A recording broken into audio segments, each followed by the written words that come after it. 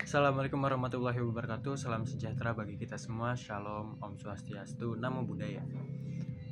Perkenalkan, nama saya Muhammad Nazar Ikhwan dari kelas YRB 2024. Yang terhormat Mbak Melisa selaku dosen mata kuliah prinsip-prinsip komunikasi di kelas kami.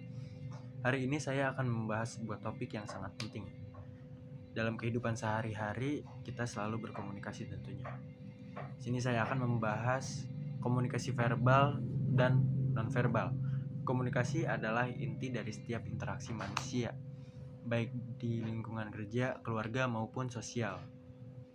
Pemahaman yang baik tentang komunikasi, baik secara verbal maupun nonverbal, dapat membantu kita membangun hubungan yang lebih efektif dan saling memahami.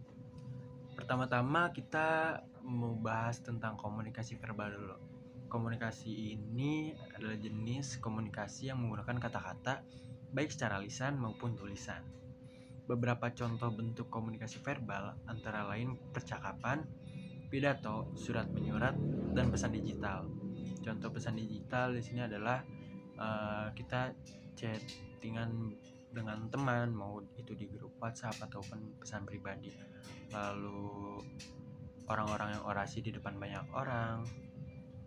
Lalu percakapan antara ibu-ibu dengan ibu-ibu yang sedang gosip di tukang sayur, seperti itu. Komunikasi verbal ini memiliki beberapa ciri nih, seperti sifatnya yang langsung, jelas, dan terstruktur. Menurut Everett M. Rogers, fungsinya verbal bisa diklasifikasikan antara lain komunikasi interpersonal, untuk memberikan informasi, komunikasi kelompok kecil, menyampaikan komunikasi publik, dan komunikasi massa. Fungsinya, menurut Wilbur Schramm, antara lain untuk memberikan informasi, menyampaikan instruksi, membujuk, dan menghibur. Belajar komunikasi verbal itu sangat penting karena mempermudah kita dalam menyampaikan informasi yang kompleks dan membangun hubungan interpersonal yang lebih baik. Sebagai contoh nih, dalam lingkungan kerja, komunikasi verbal itu sering digunakan untuk menyampaikan laporan ke atasan dengan cara yang jelas dan sistematis. Selanjutnya kita masuk ke komunikasi nonverbal. Jenis komunikasi ini tidak menggunakan kata-kata, tetapi mengandalkan ekspresi wajah, gerak tubuh, dan nada suara. Dan bahkan jarak fisik antara individu itu berpengaruh. Misalnya saat kita tersenyum, itu menunjukkan kehangatan. Dan saat kita mengangguk, itu bentuk persetujuan.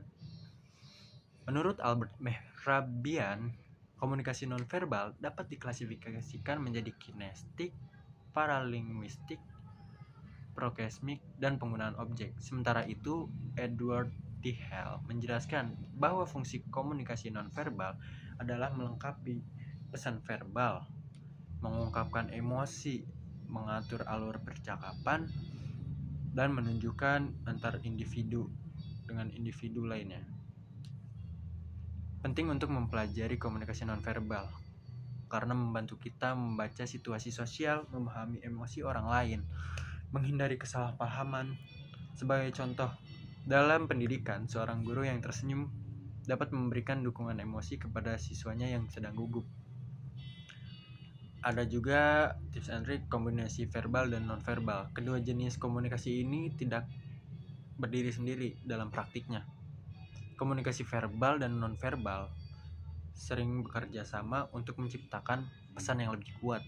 Misalnya dalam sebuah presentasi kerja, nada suara yang tegas, komunikasi verbal ini akan lebih efektif jika disertai dengan gestur tangan yang relevan, dibantu dengan komunikasi nonverbal.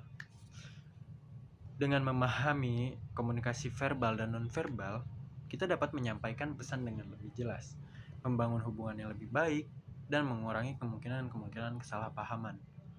Oleh karena itu, penting bagi kita untuk terus belajar dan melatih kemampuan ini dalam kehidupan sehari-hari. Terima kasih atas perhatiannya. Saya pamit undur diri. Wassalamualaikum warahmatullahi wabarakatuh.